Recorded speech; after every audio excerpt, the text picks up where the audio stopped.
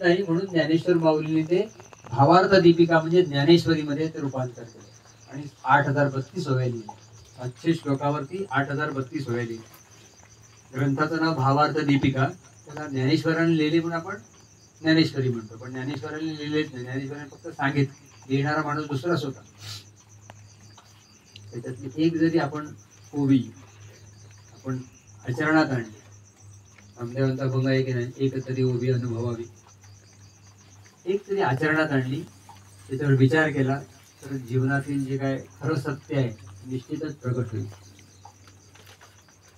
ते सत्य असा ईश्वर प्रत्येकाच्या हृदयात प्रगट व्हावा आणि जो असत्यपणा आहे, वाईटपणा आहे, दुराचार जो आहे, दुर्विकार जे आहेत ते निघून जावे.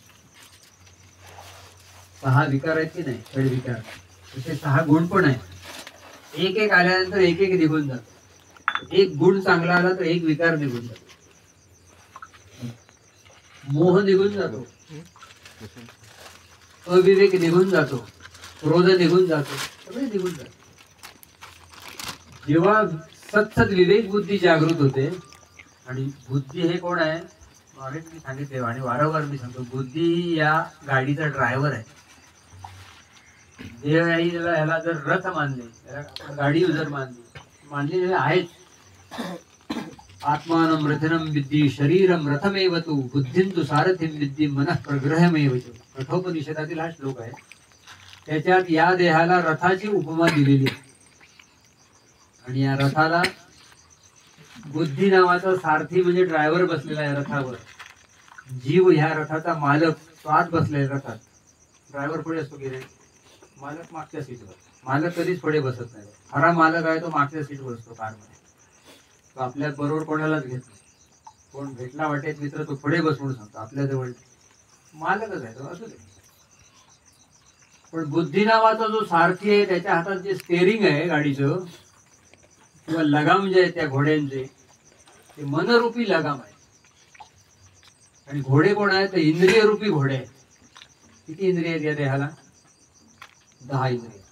5 ज्ञान घेणारी, 5 कर्म करणारी. डोळे बघायचं काम करतात, कान ऐकायचं काम करतात, नाक वास घ्यायचं काम करते, सुवास आहे का दुर्गंध आहे, त्वचा आहे ती स्पर्शेंद्रिय आहे, स्पर्श कळते त्याला, आणि जीभ आहे ती रसनेंद्रिय आहे, त्याला गोड कडू तिखट आंबट कळते. अशी 5 ज्ञानेंद्रिय आहेत. ती काम करत नाहीत बरं का. डोळे काम करतात का बघा, बघतात, रूप बघतात. बोर्ड लिहिलेला आहे, काय लिहिलेलं आहे, ओले वजर धबधबा 1 किलोमीटर. फक्त बघितले डोळ्याने का पाय सुटले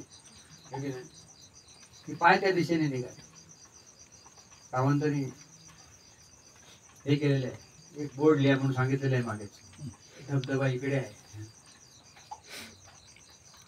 सांगतात. डोळ्यांनी बघायचे काम केले का पाय चालायचे काम केले. नाकाने वास घेतला,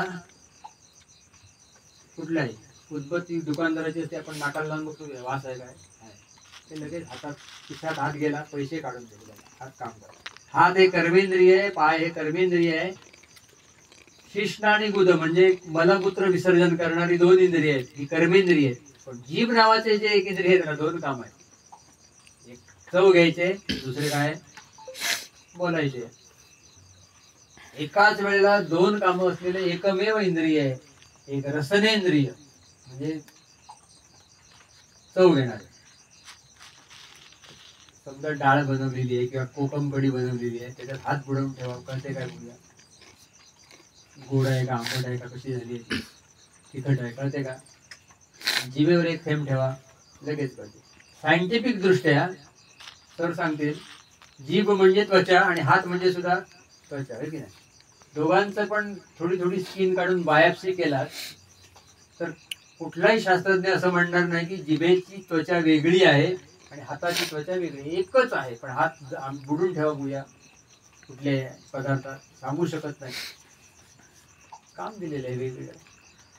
ही 5 ज्ञानेंद्रिय आणि 5 कर्मेंद्रिय घोडे ज्या रथाला जोडलेले आहेत त्या रथाला मनरूपी लगाम आहेत. बुद्धी नावाचा सारथी आहे आणि जीव नावाचा मालक या रथात बसलेला आहे.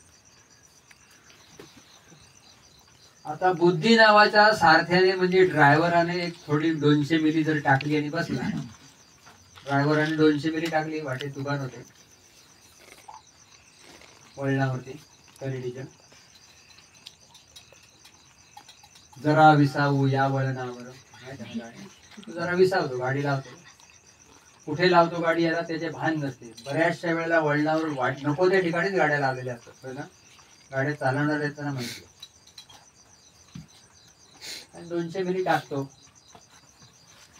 बुद्धी नावाच्या सारथ्याला म्हणजे ड्रायव्हराने नशा केली, म्हणजे अविवेकाई वागला का हातातले लगाम आहेत ना ते त्याचे सैल सुटतात. मनरूपी लगाम सैल सुटले, एकदा स्टेअरिंग हातातले सैल सुटले तर चाकं जातील बरोबर रस्त्याने.